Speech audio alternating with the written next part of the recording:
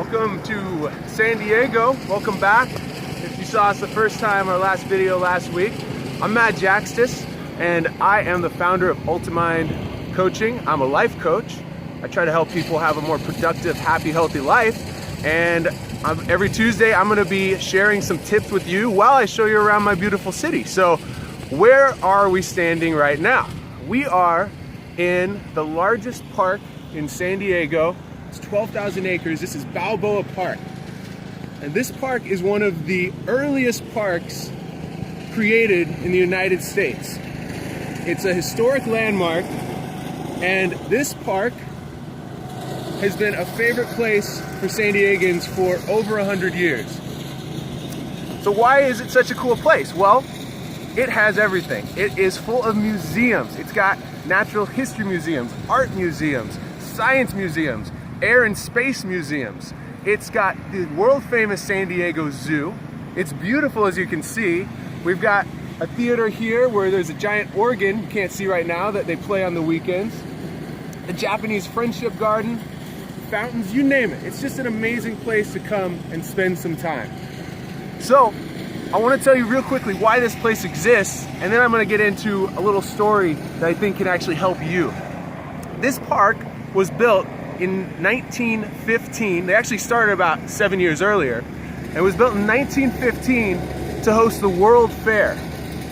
The World Fair was when people from all over the world came together for basically a 2-year-long festival to celebrate and share art, culture, technology, have good food, make new friends. And they literally built all the buildings here. Everything you see was built for that 2-year World Fair. Now what's interesting, this place is huge. You can't even see most of it. It goes that way and this way, and you're only seeing 10% at most right now. What's interesting is that when they built all these buildings, most of which you still can't see, they intended to tear them down after the World Fair. In 1917, when it ended, they planned on taking everything down, bulldozing it, and taking it back to a more natural state.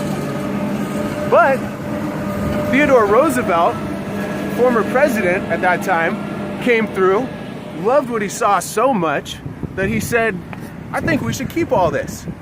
And he made those thoughts known, and being a famous president as he was, had some influence. So they figured out that they could keep the buildings. They had to reinforce them a little bit, but ultimately they preserved everything, not just for 2 years, but for now 102 years later.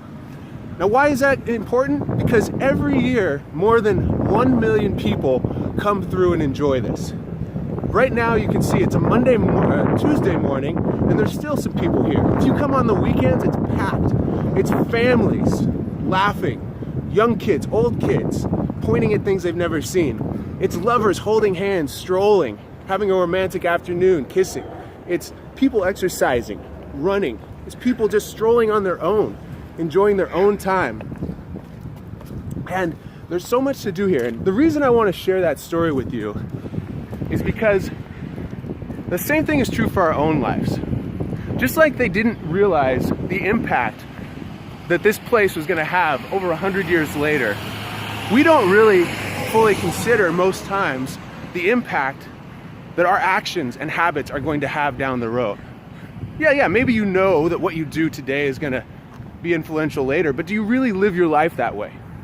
Do you really consider that the biggest impact, the biggest significance of the things you do now, the thoughts you think, the habits you make, the way you treat yourself, you treat others, the way you live your life, the biggest impact isn't going to be right now, it's not going to be next week, it's going to be adding up for months and years, for the rest of your life, and influence everything you do thereafter. So the question is, are you really living today, every day, like what you do has an impact? Not just for now, but for the next 50, 60, 70, as long as you live, everything you do will have an impact. Okay? Aristotle has a quote that paints it beautifully.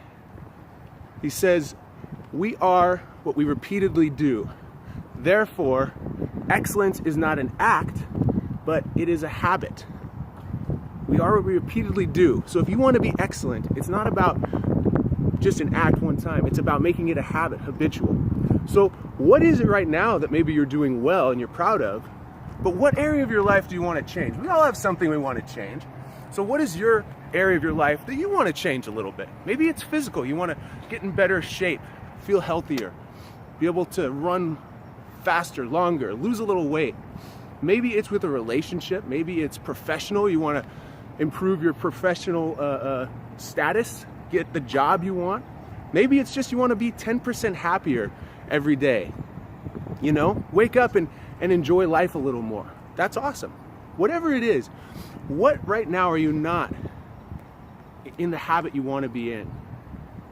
And if you're not, I want you to do this exercise. I want you to imagine that nothing changes. You stay just like you are in that part of your life for the next year, for the next 5 years, for the next 10 years, for the rest of your life. And really, the more specific you can get, use all your senses. What does it sound like? What does it feel like emotionally? What does it look like? What do you look like? What do people think of you?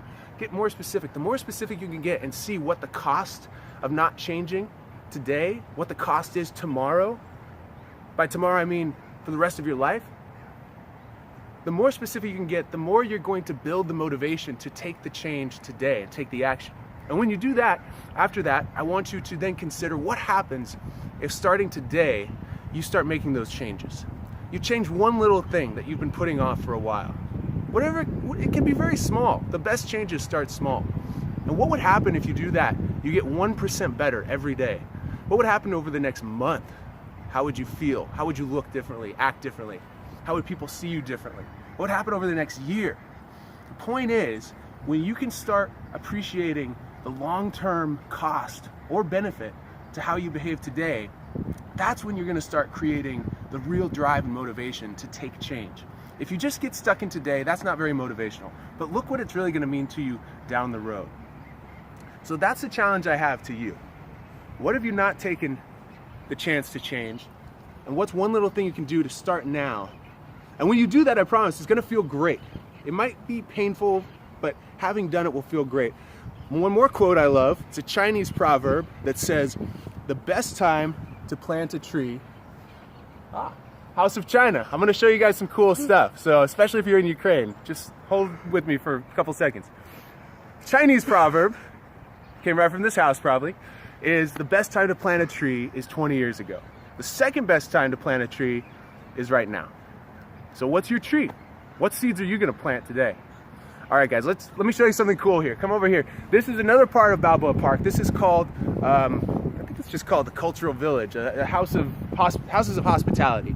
And this is a bunch of different houses. We have Norway, China, Denmark, Poland, Germany, Philippines, England, Iran, Spain, even the United States, which we're there already, so I don't even know why we need that one here. I think people get the idea. But there's one house that you might like, and we're coming up on it right now, and it is the House of Ukraine. So right over here, this little cottage.